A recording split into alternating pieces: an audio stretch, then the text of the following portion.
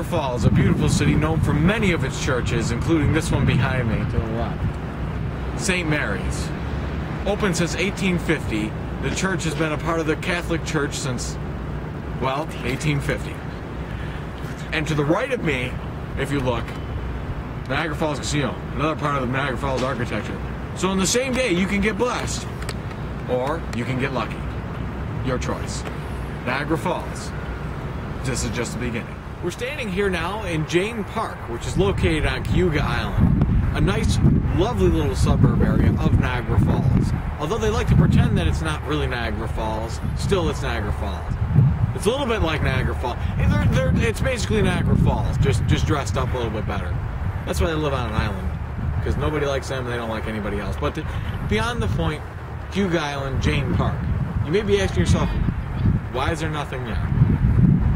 But it's Jane Park. Sort of. Weird people living here. Here we are at the infamous Love Canal area of Niagara Falls, New York. Love Canal was a terrible, terrible toxic disaster. It took place anywhere between the early 1900s to the late 1960s. You might remember the national coverage that happened when the woman named Martha Van Dal's child developed 3 heads. If you look, there's nothing there. And if you look over here,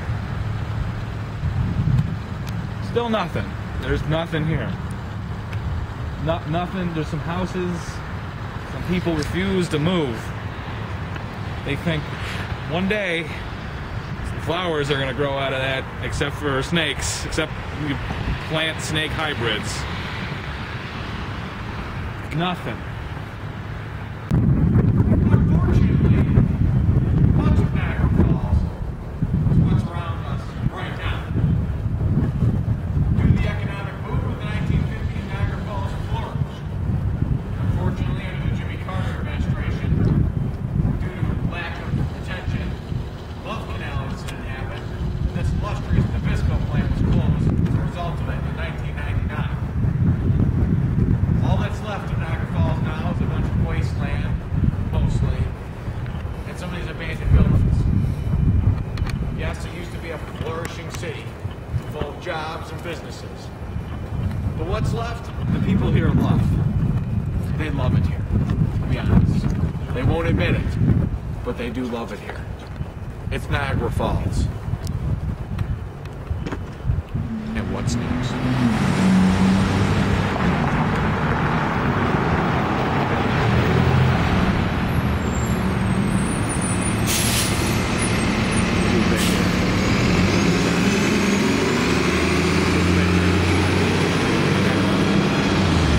Yes, waiting for the bus is a common thing in Niagara Falls. Many of us wait for the bus because many of us make well below the national average income, household income, due to the economy. But let's get back into the real history of Niagara Falls, shall we? What the fuck is going on? Scott Ron. Yes, it's the Summit Park Mall, ladies and gentlemen. If you've actually never been to Niagara Falls, you have no idea what I'm talking about. The Summit Park Mall, yes, it's a scenic closed down mall now with only the Bon-Ton and Sears, because those are the retail stores everybody likes to go to, is the Bon-Ton and Sears. That's where I shop. Not really. But anyway, it's the Summit Park Mall. Under debate, land, who owns it, I don't know.